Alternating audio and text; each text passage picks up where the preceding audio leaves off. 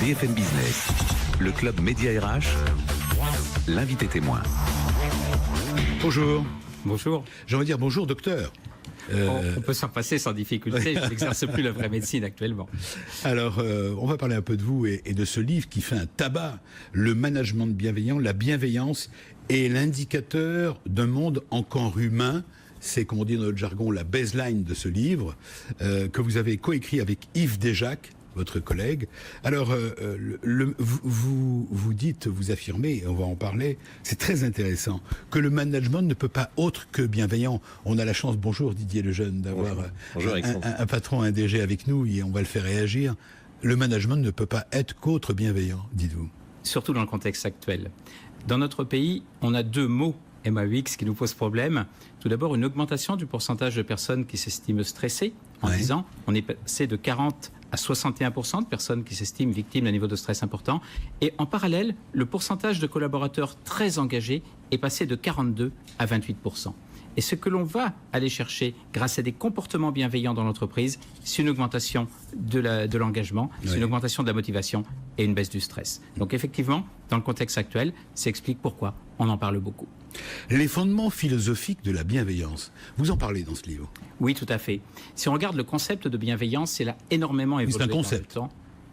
On peut dire ça. Philosophie de bienveillance, mais n'étant pas philosophe, je préfère laisser. Oui, je rappelle, je fais une petite parenthèse, pardon, je vais vous laisser parler.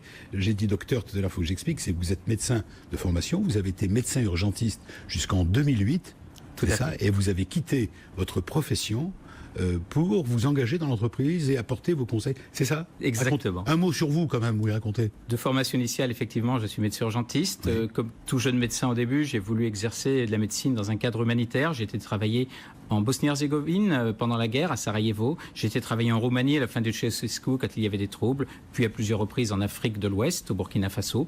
Et lors de ces missions, effectivement, là aussi, j'ai pris conscience de l'importance des comportements bienveillants. Des comportements bienveillants dont j'ai pris conscience de l'importance aussi dans l'exercice de mon métier de médecin urgentiste. Quand on doit annoncer une très mauvaise nouvelle à une maman, effectivement, il faut mieux être bienveillant. Alors vous êtes, on l'a compris, un homme engagé, la bienveillance est le vent en poupe, et d'ailleurs le président de la République, Emmanuel Macron, en a même fait un de ses arguments au cours de sa campagne.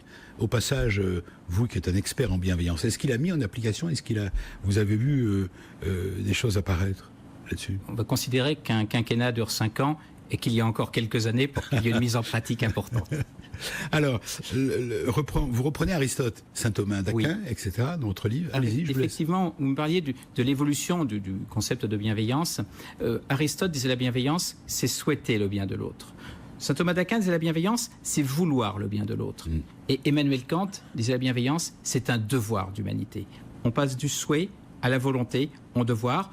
On voit bien qu'il y a une évolution de ce concept et je crois qu'effectivement, à l'heure actuelle, c'est devenu pratiquement un devoir. Le management de la bienveillance, ou la bienveillance dans le management, prend donc en compte chez vous, dans votre livre, justement ses origines, et retrace les origines de la notion de bienveillance, et vous démontrez, aujourd'hui, vous voulez démontrer à quel point, justement, cette idée dépasse le simple nouveau concept à la mode, qu'on pourrait y voir. C'est pas simplement un concept à la mode. Non, je ne sais pas s'il est à la mode, mais en tout cas, c'est quelque chose qui va être durable dans le temps, tant qu'on aura les deux mots dont on parlait tout à l'heure, un niveau de stress important, un niveau de motivation bas. Or, quand le stress augmente dans l'espèce humaine, c'est obligé que la motivation s'effondre. Quand le stress augmente, on va avoir un déséquilibre d'hormones dans notre organisme, et une des hormones qui est indispensable à la motivation s'effondre, donc la motivation obligatoirement va chuter. Le docteur que vous êtes a donc constaté que l'être humain a besoin de bienveillance pour s'épanouir. C'est ça? C'est une démonstration de votre livre. Être motivé et même tout simplement vivre en bonne santé. Si on le prend dans notre émission ou ici sur BFM Business où on parle de l'entreprise et du management, dans cette chronique on parle de ressources humaines et de management. Donc vous dites que c'est indispensable et que tous les managers doivent réfléchir à ce sujet et vous souhaitez mettre en lumière, il y a de nombreux articles qui sont à l'appui de vos propos, et vous voulez mettre en lumière les processus chimiques à l'œuvre. C'est bien ça, derrière les sentiments et stress ou de la motivation.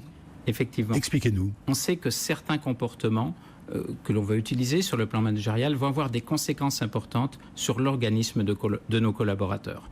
Un exemple tout simple. Si on encourage une personne un collaborateur, il traverse une petite phase difficile, on va l'encourager, eh bien, on va se rendre compte qu'on va faire baisser son niveau de stress de 34% si c'est un homme, 42% si c'est une dame. Pourquoi c'est plus important chez les dames que chez les hommes? Parce que quand on va encourager quelqu'un, on va modifier l'expression d'un de ces gènes, un gène qui code pour une protéine d'un récepteur hormonal. Le récepteur hormonal va agir davantage et comme c'est une hormone qui est un peu plus présente chez les dames, les effets des encouragements sur le stress seront plus importants. Mais en même temps, quand on encourage, on va aller chercher de la persévérance, on va aller chercher de la confiance en soi, on va aller chercher de l'optimisme et de la créativité, parce que l'hormone en question, celle qui est un peu plus présente chez les dames que chez les hommes lors d'une réaction de stress, c'est de l'ocytocine. Et cette ocytocine a cet impact également positif sur la cohésion et sur la créativité. Alors, Yves Desjacques, qui est votre co-auteur de ce livre, si vous nous rejoignez sur BFM Business TV ou radio, qui est donc co-auteur de Le Management Bienveillant et DRH d'un grand groupe international. Et c'est intéressant vous vous soyez associé à deux, entre vous le médecin et lui le DRH, parce qu'il est confronté lui-même au quotidien, il n'est pas là malheureusement lui, mais il est confronté au quotidien à ces problèmes, aux enjeux de la motivation et de l'engagement. C'est le rôle d'un DRH dans l'entreprise, et la réduction des facteurs de stress, le meilleur partage du sens, ou encore le renforcement du lien social. Et ensemble, vous avez finalement fait de ce livre une sorte de guide pratique pour les DRH, qu'on peut dire ça, et même pour tout le monde. Est-ce qu'on peut dire ça? On a essayé d'être très pratico-pratique, effectivement, de comprendre pourquoi certains comportements sont extrêmement efficaces. Vous parliez tout à l'heure de sens. Eh bien, effectivement, vous avez la chance de faire un métier où vous savez à quoi vous servez. Oui. Mais une hôtesse de caisse dans un hypermarché, à quoi elle sert? Si on lui pose la question, elle va nous dire je sers à encaisser. Mais si on lui dit mais tous les jours, vous ne recevez pas des personnes âgées qui passent 3 fois par jour parce qu'elles s'ennuient chez elles? Ah si, bien sûr. Alors, avec ces personnes âgées, c'est du lien social que vous créez. Ah oui, vous avez raison, c'est ça. Mais spontanément, la personne ne le voit pas. Eh bien, aider à la personne à avoir le sens, à prendre conscience de son utilité, c'est un des facteurs, un des paramètres du management bienveillant. Alors Philippe Rodet, est-ce qu'on peut vous demander de nous confier, et ils sont dans votre livre, 1 ou 2 exemples de conseils, les premiers qui vous paraissent essentiels à donner à ceux qui nous regardent et qui nous écoutent? Oui, bien sûr. On va chercher deux actions. On va chercher d'une part à augmenter les émotions positives et aussi à diminuer les émotions négatives. Pour augmenter les émotions positives, ça peut être le sens, ça peut être le juste niveau des objectifs qui sont à la fois ambitieux et réalistes. Atteignables. Guy Chéron, qui est professeur de neurophysiologie en Belgique, parle de défis possibles. Eh bien, on sait que si on va chercher un défi possible, les ondes de notre cerveau vont changer et on sera plus performant. C'est accorder un juste niveau d'autonomie, c'est être capable d'exprimer de la gratitude et des encouragements. On va aussi... Allez-y. On va aussi essayer de diminuer les émotions négatives. Et là, ça va être faire un effort en matière de cohérence entre ce que l'on dit et ce que l'on fait. Ça va être d'être capable de reconnaître que sur un point bien précis, on est un petit peu trop ferme, un peu trop maladroit avec un collaborateur. On ira le voir en lui disant « j'ai pas été bon sur ce coup ». Ça peut être capable de faire l'effort d'être perçu comme juste. Si on augmente les émotions positives qu'on diminue les négatives, on favorise la libération de 2 hormones, l'ocytocine et les endorphines. On diminue bien le niveau de stress et on augmente la motivation. Vous dites aussi oser la gratitude. Oui. Savoir dire merci tout bêtement à un collaborateur. Bravo, merci, c'est de l'encouragement. Ça augmente l'hormone. Exactement. La simple gratitude est un vecteur d'émotions positives qui est extrêmement intéressant. C'est pas toujours facile de penser à dire merci. Et c'est pas non plus toujours facile de recevoir un merci. Je l'ai vécu quand j'allais travailler en Afrique de l'Ouest, au Burkina, où j'avais eu l'occasion d'intervenir sur une jeune fille qui avait un grave problème de santé. Quelques mois après, son grand-père vient me voir et il me dit « J'ai fait 17 km à pied parce que à mon âge, je ne peux plus les faire en une journée, je les ai fait en 2 jours. Cette nuit, j'ai dormi sur le sol. » Je lui dis « Monsieur, qu'est-ce que je peux faire pour vous ?» Il me dit « Je tenais simplement venir vous dire merci. » Eh bien, ce merci... Il a une valeur énorme. À l'époque, qu'est-ce que j'ai fait? Je lui dis « Je vous en prie, on est là pour ça. » J'ai pu lui donner l'impression de le diluer, mais 25 ans plus tard, je m'en souviens avec émotion. Il y a des merci que l'on prononcera à nos collaborateurs dont ils se souviendront toute leur vie. Philippe Rodet, vous restez avec nous, on est ravis de vous avoir, à la fois le médecin, l'expert, le spécialiste, et puis celui que vous êtes devenu après 10 ans de collaboration dans les entreprises, l'expert en bienveillance, le management bienveillant, c'est chez Erol. Restez avec nous, je vais vous présenter un homme bienveillant, je le connais, j'ai eu l'occasion de l'interviewer et de le rencontrer. Je sais que c'est un sujet qui l'intéresse, je suis sûr qu'il a son mot à dire là-dessus. Voici maintenant l'entreprise qui recrute, SCC. BFM Business, le club média RH, Solutions RH. Alors Move One, One c'est 1, Move, c'est bouger un. Expliquez-moi bonjour. Exactement. C'est quoi parti de cette l'histoire? idée. L'histoire, c'est de dire que... La belle histoire. Écoutez, on est en train d'essayer de l'écrire au maximum. C'est parti tout simplement du constat que dans une entreprise, bien entendu, c'est un collectif et c'est une aventure collective. Dont on parlait dans la première partie de l'émission. Tout à fait, mais qui aussi est une composition d'individus, donc de one, qui la composent et qui font à un moment donné que la transformation est possible et que le collectif peut marcher. Et donc c'est pour ça que Move One, nous, c'est accompagner l'individu pour qu'il contribue à la transformation du collectif. Alors ça permet alors on va être concret, moi j'aime bien les choses concrètes, parce que là c'est le concept. Oui. Alors on va dire que vous permettez aux entreprises, PME, TPE, c'est bien ça, ETI et grands comptes d'avoir un accès à un accompagnement individualisé pour leur manager intermédiaire. Qu'est-ce que ça veut dire? Alors, pour faire simple, on développe une solution digitale de coaching qui vise à libérer le potentiel des managers et à permettre la transformation. Donc, aujourd'hui, on a développé une solution qui repose sur 3 piliers. Un premier pilier qui sont nos coachs, donc des coachs répartis partout dans le monde, qui sont sélectionnés et certifiés suivant des critères exigeants. Oui. Ensuite, une méthodologie unique qui allie coaching et formation, pour permettre, de par le coaching d'abord, de lever les freins et les croyances qu'ont acquis parfois au fil des années les managers, ou bien pour les jeunes managers qui le découvrent, et pour la partie formation, de donner des outils concrets et intéressants afin de maîtriser des fondamentaux managériaux ou de leadership. Un manager a besoin d'outils, c'est ça? D'outils, de méthodes pour gérer les situations au quotidien, mais il doit également pouvoir détecter et lever les freins. On est toujours là, c'est un sujet dont on parlait, docteur. On en parlait de la bienveillance, c'est aussi lever les freins, c'est bien ça? Tout à fait. Savoir lever les freins, les distinguer, les détecter. Et puis donner envie.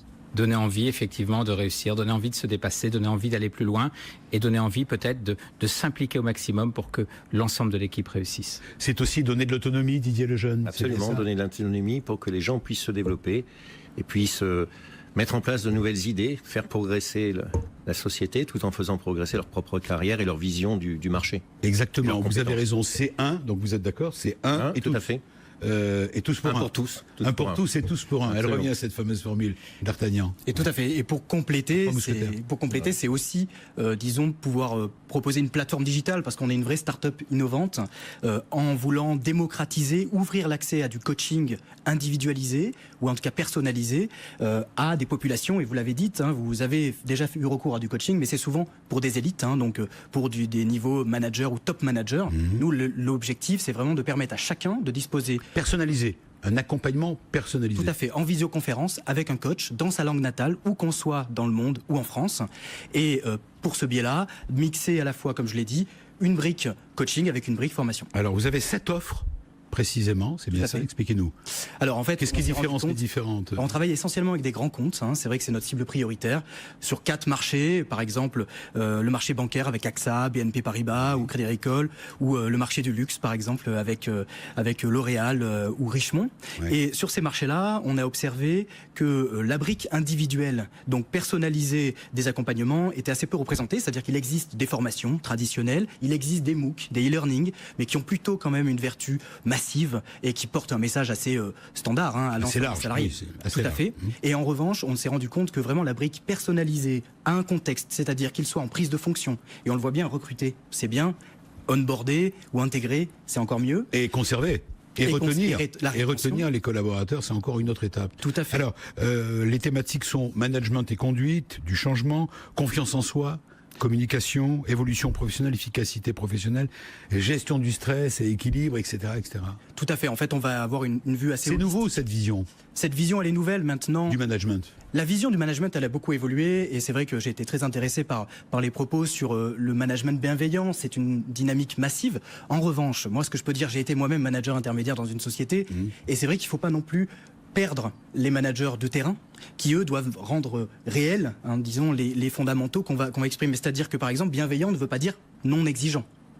C'est-à-dire que, comment est-ce qu'on garde... Vous êtes d'accord, Didier Lejeune? Absolument, oui. Oui. Il ne faut pas non plus tout passer à ses collaborateurs sous prétexte que maintenant le management est dit bienveillant. Donc c'est comment est-ce qu'on trouve chacun, et ça c'est à chacun de le trouver, c'est pour ça que le coaching est pertinent là-dessus, parce que ça va personnaliser l'approche. Donc comment est-ce que chacun peut venir personnaliser son propre modèle de management, qui peut être en effet plus bienveillant qu'avant, ou en tout cas plus respectueux du souhait de chacun en termes d'évolution.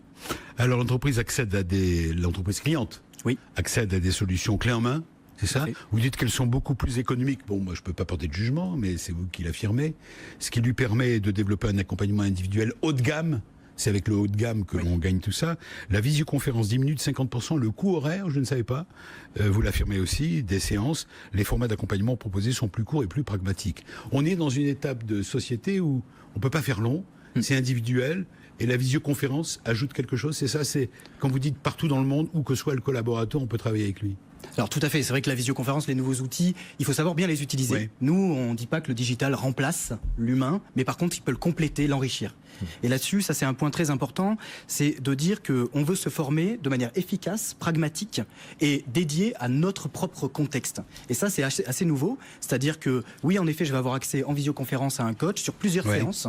Donc là, pendant 3 mois et demi, 4 mois, toutes les 2 semaines, je vais revenir avec mon coach sur certains éléments qui ont changé peut-être dans mon périmètre ou sur lesquels je me suis changé. Parce que là aussi, pour le management, il faut apprendre, il faut déconstruire pour reconstruire. Donc c'est vraiment un programme sur plusieurs mois. Hugo, vous êtes vous-même, on vous voit à l'image, vous êtes très jeune. Je lis dans votre CV 10 ans d'expérience en entreprise, 5 ans en tant que formateur coach. Ah, c'est pas moi, ça c'est nos coachs. Ah, ce sont vos coachs. Voilà, moi j'ai 32 ans, donc ça aurait été un peu court. Je me dis, il a commencé à 10 ans. donc clairement pour nos coachs, on veut juste que ce soit des personnes qui ont connu le business, le terrain, et qui puissent là aussi livrer leur savoir, mais tout en gardant une posture basse, donc pour laisser la personne construire elle-même son parcours et se responsabiliser, et ça je pense que c'est un point essentiel. Philippe Rodet, vous voulez ajouter? Oui, tout à fait. Comme vous le disiez tout à l'heure, il faut être exigeant. Je crois effectivement que si on n'était pas exigeant, on ne serait pas bienveillant. Pour moi, l'exigence rentre dans la bienveillance. Oui, ça ne veut pas dire être bienveillant, ça ne veut pas dire être laxiste. Non, surtout pas. C'est parce qu'on va faire progresser un collaborateur qu'il va se réaliser. Si on restait toute notre vie au même niveau, on ne serait jamais très heureux. Eh bien, c'est parce qu'on va prendre conscience que l'on progresse. Pour moi, la bienveillance, c'est simplement l'arc-boutant qui va venir permettre à l'exigence d'aller le plus haut possible. Mais l'exigence rentre dans la bienveillance. Philippe Rodet, il faut que l'entreprise soit en bonne santé aussi en même temps. C'est quand on est on est dans une situation de croissance, tout le monde, Marie va le rappeler, les cadres sont heureux, ils ont eu des augmentations, on est dans une situation positive. Non mais c'est vrai, l'économie se porte bien. Est-ce que c'est pas lié à une économie vaillante, tout cela? Pas forcément. Non. Je pense que... Je me fais l'avocat du diable. Hein. Je ne suis pas certain que le diable ait besoin d'un avocat, mais je vais bien vous laisser cette mission. Je crois que même dans des situations difficiles, on va avoir besoin d'avoir un management qui soit optimisé, même dans des situations très très compliquées. Et donc ce n'est pas simplement un mode de management pour des entreprises qui vont bien dans des périodes faciles. Didier Lejeune, Je dirais, moi, la bienveillance, j'ajouterais que c'est pour développer également l'écoute et le participatif, puisque nous, on est quand même une société déjà assez structurée, je le disais tout à l'heure avec plusieurs business units. Il faut que les uns écoutent les autres pour progresser et avoir une offre plus pertinente au service de l'entreprise. Ça, c'est très important. Alors, je profite d'être face à vous et que vous ayez la parole, Didier Lejeune. Je disais dans la première partie qu'on allait en parler. Vous avez une nouvelle politique RH chez SCC, si vous nous rejoignez en cours d'autres. Je rappelle que SCC, qui est l'invité côté entreprise qui recrute, chiffre d'affaires 1,4 milliard d'euros, forte croissance 15%, meilleure année historique pour SCC France. Et 144 postes à pourvoir partout en France, et 2 innovations business, 2 nouvelles unités business, c'est ça? Oui, tout à fait. Nous avons créé une BU Innovation dont l'objectif... Sur l'Internet et l'objet. Voilà, dont l'objectif est de voir la pertinence de certaines technologies pour développer de futurs marchés. C'est par exemple l'Internet des objets, mais également l'intelligence artificielle, où on pense qu'il va y avoir un très gros potentiel de développement et de transformation des entreprises. Et également, on le disait également plus tôt, nous avons beaucoup de partenaires en matière applicative, en matière de solutions pour nos clients dans le cadre de leur projet de transformation, dans leur projet de digitalisation. Et donc, nous allons créer une business unit dont l'objectif est de développer ces partenariats avec ces éditeurs de logiciels de façon à proposer ces solutions à la fois dans le secteur public mais également dans le secteur privé. Alors Didier Lejeune, j'ai vu dans vos innovations, et bravo, mais moi on dit que la note de frais c'est le moment le plus serein et le plus agréable du mois. Et vous, j'ai vu... Écoutez, je vais vous donner une anecdote. Vous avez mis en place une solution de scan pour les notes de frais, par exemple, j'ai vu dans le concret. Je vais vous donner une anecdote. On a fait notre kick-off commercial comme chaque année début juin. Donc j'ai fait mon speech, etc., la stratégie, les résultats, etc. Et j'ai parlé de la mise en place de cette nouvelle application. j'ai eu le plus grand succès sur cette mise en place. Comme quoi c'est faux, donc. Non, mais c'est sérieux. Ça consiste. C'est une mise en place de solutions digitalisées, traitant les frais des collaborateurs, qui permet, grâce à son smartphone, de scanner les notes de frais dans la continuité. Vous avez initié un projet de mise en place de tableaux de bord digitalisés pour vos commerciaux. Ça, c'est un plus ou un frein? C'est un plus. On a doté chacun de nos commerciaux d'une tablette sur laquelle nous avons un certain nombre de contenus collaboratifs, des films, des références, etc. Et nous allons d'ailleurs faire croître les fonctionnalités de cette tablette de façon à que lorsqu'ils sont chez un client, qu'ils ont besoin d'une compétence additionnelle, ils puissent ouvrir une session de visioconférence, justement, de façon à apporter un plus à leurs clients extrêmement rapidement et de communiquer le contenu technique tout de suite. J'ai vu aussi dans tous vos projets la refonte de vos systèmes d'information RH, avec comme objectif d'améliorer et de permettre justement à chacun de une meilleure visibilité, on peut dire ça, du comportement. Oui, enfin c'est surtout la gestion des compétences qui est clé dans notre domaine, puisque nous avons beaucoup de métiers différents. Et nous avons des difficultés à suivre les certifications, les expériences acquises sur certains clients. Et donc, nous sommes sur une refonte de notre SIRH pour mieux suivre les compétences de nos collaborateurs et leur proposer les jobs et les missions qui correspondent à leur évolution.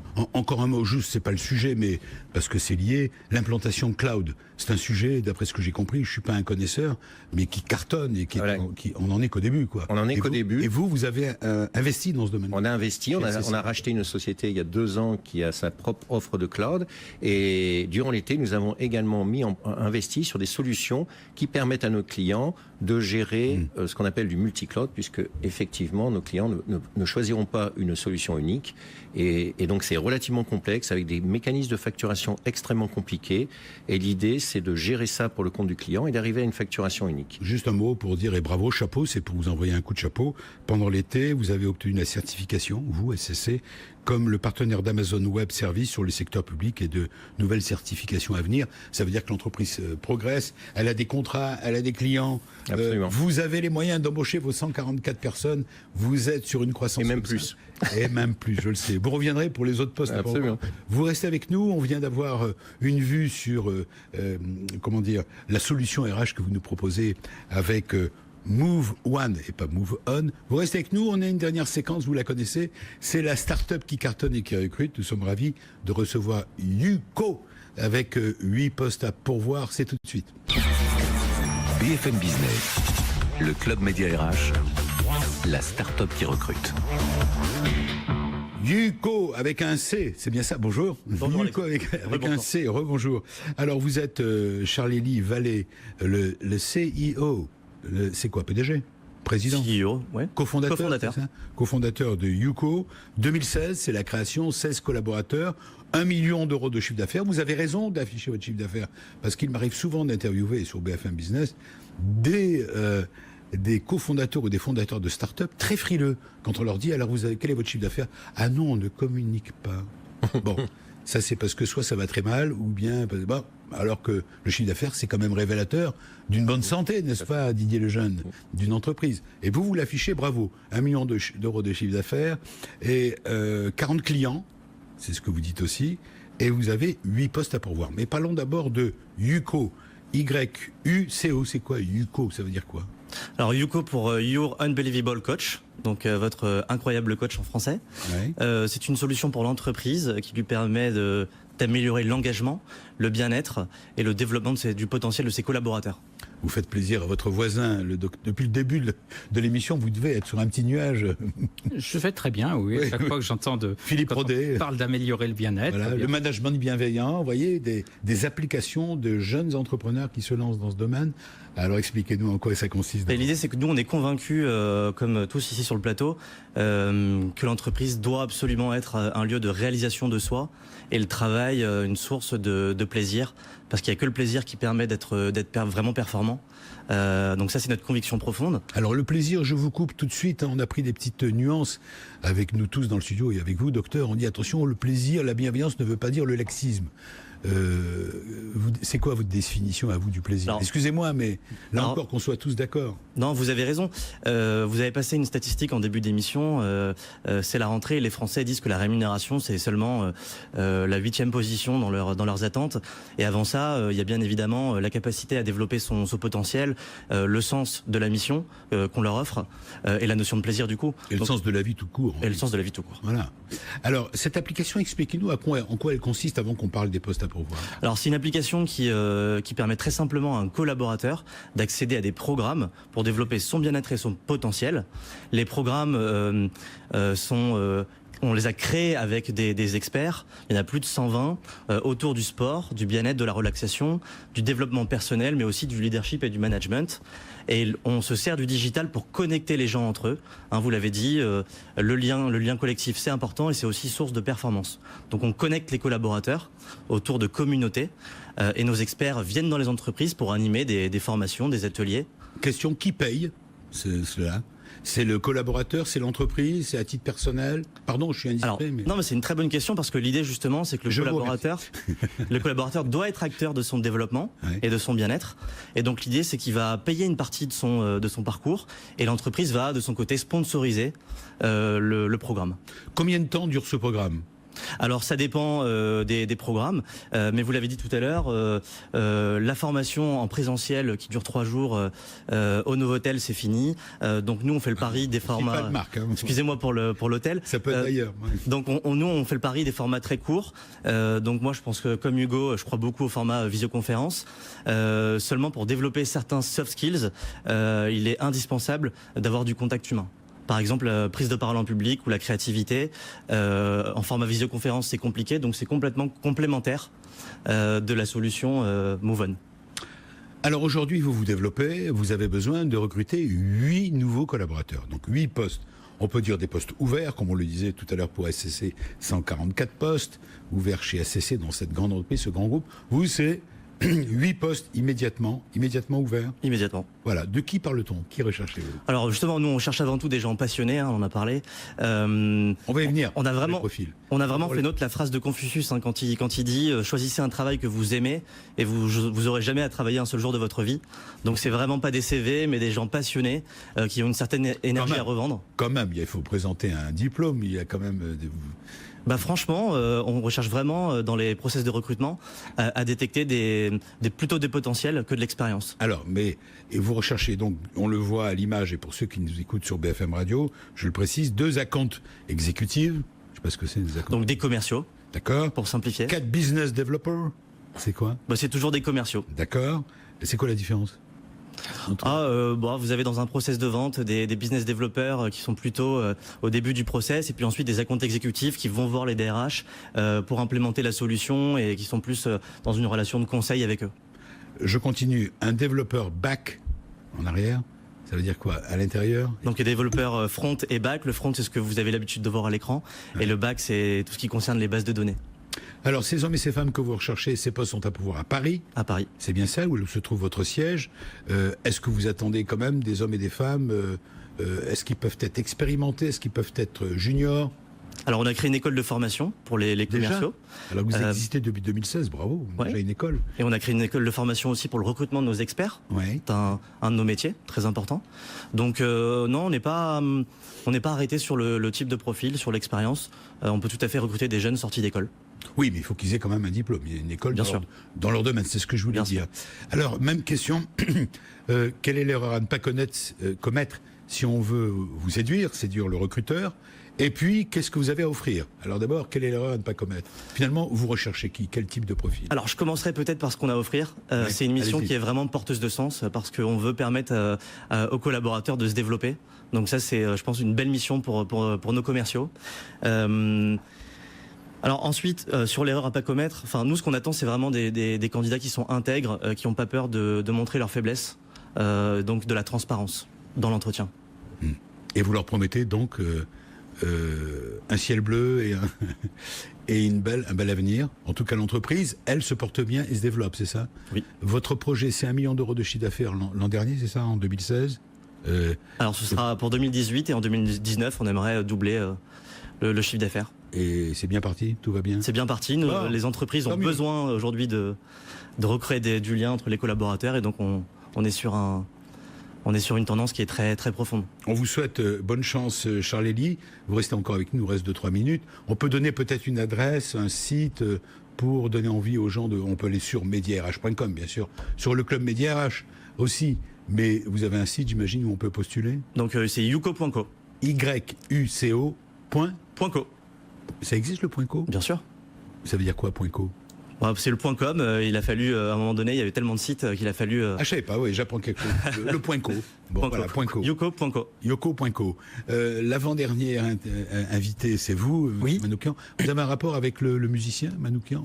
Éloigné, mais je peux vous chanter une petite chanson. Vous jouez du piano, Alors, votre adresse de site? Donc nous, c'est moveone, m2ovone.eu. D'accord. Comme Europe. Comme Europe. Alors il y a .co, il y a .eu. Exactement. Je me trompe. .com, et voilà. scc.com. scc.com, et on peut postuler, bien sûr.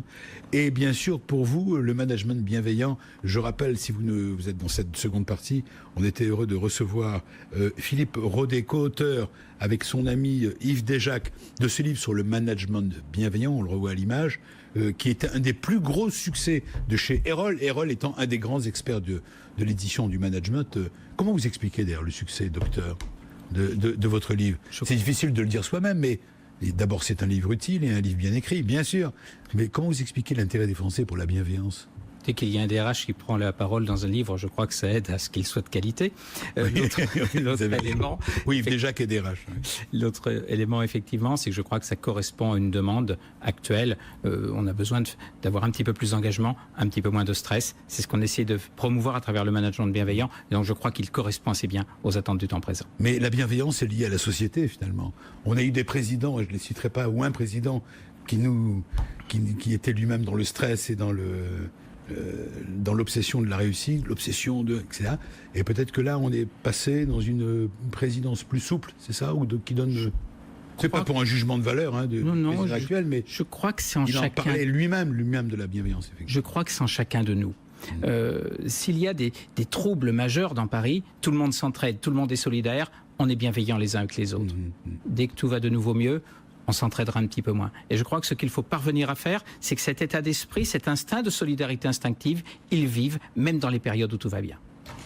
Voilà, c'est pratiquement la fin de cette émission. Je suis ravi d'avoir reçu tous ces sujets, vous avoir donné l'opportunité, à la limite, peut-être, je dis bien peut-être, de recruter votre futur employeur, parce que c'est le but qu'on se donne au travers de cette émission, de nos chroniques quotidiennes. Suivez-nous également sur BFM Business tous les jours, le matin et le soir, avec notre chronique compétences.